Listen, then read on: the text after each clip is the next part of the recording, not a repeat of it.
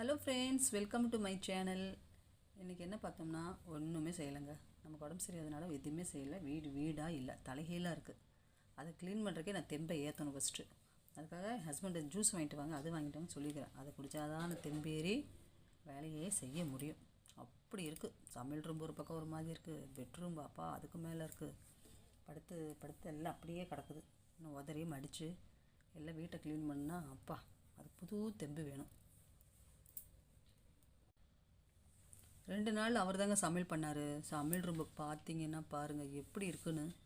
அடாடாடாடாடா அப்படி இருக்குது. இருங்க காமிக்கிறேன் பாருங்கள், வாங்க. ஏன்னா செஞ்சு கொடுத்தாரு. உனக்கு யார் செஞ்சு தருவேன், நான் தானே செஞ்சு தந்திருக்கேன் அப்படின்னு சொல்லியிருக்கிறாரு.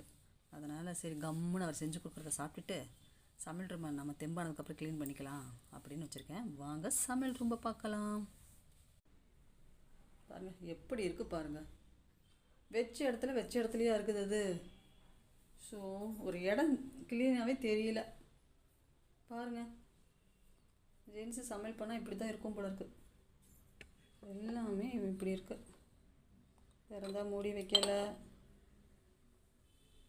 எங்கள் வீட்டில் சொல்லுவாங்க, உனக்கு என்ன ஓசிடியாக இருக்குது, எப்போ பாரு க்ளீன் பண்ணிகிட்டே இருக்கேன்னு கேட்பாங்க. ஏதாவது ஒரு பேஸ் க்ளீனஸ் பண்ணி வைக்கணும் இல்லைங்க. இந்த சாத்துக்குடி எடுத்து ஜூஸ் போட்டு தெம்பாக குடிச்சிட்டு கொஞ்சம் வேலையை செய்ய ஆரம்பிக்கலாங்க. 2 நாள் நமக்கு உடம்பு சரியில்லைன்னு வச்சுக்கோங்க. ஹஸ்பண்டு பிள்ளைகளுக்கு சரியான சாப்பாடு இல்லை. எங்கள் பையன்லாம் சொல்லிவிட்டு, அம்மா நீ எப்போம்மா எந்திரிச்சு நல்லா செய்வே அப்படின்னு கேட்டான். ஏன்னா அவங்க அப்பா செஞ்சு கொடுத்தது ஒரே டிஷ்ஷு சோறு ரசம் முட்டை. அது மட்டும் தான் செஞ்சு கொடுத்துருக்காரு 2 நாள். எனக்கு சுடுகஞ்சி செஞ்சு கொடுத்தாரு. துவரம் பருப்பு துவையல் நம்ம ஷார்ட்ஸ்லேயே இருக்குது, அதை பார்த்து அவர் செஞ்சார். அவர் எப்படி தண்ணி செஞ்சு வச்சார், இஷ்டத்துக்கு வறுத்து எண்ணத்தையே போட்டு செஞ்சு வச்சுட்டாரு. சரி செஞ்சு கொடுக்குறாருன்னு சொல்லி கம்முன்னு சாப்பிட்டாச்சுங்க. சொன்னால் சத்தம் போடுவார், உனக்கு செஞ்சு கொடுக்குறதே பெருசு அப்படிம்பாரு. அதனால் அந்த மாதிரி செஞ்சு சாப்பிட்டாச்சுங்க. 2 நாள் ஓட்டிட்டேன். நீங்கள் என் பையனும் பாப்பா ஸ்கூலுக்கு போயிருக்காங்க. வந்தோன்னே அவங்களுக்கு ஏதாவது செஞ்சு வைக்கணும், இல்லாட்டினா அவங்களுக்கு மூஞ்சி வாடி போகும். வந்தோன்னே ஸ்நாக்ஸ் என்ன பண்ணியிருக்கம்மா, என்ன பண்ணுனேன்னு கேட்பாங்க.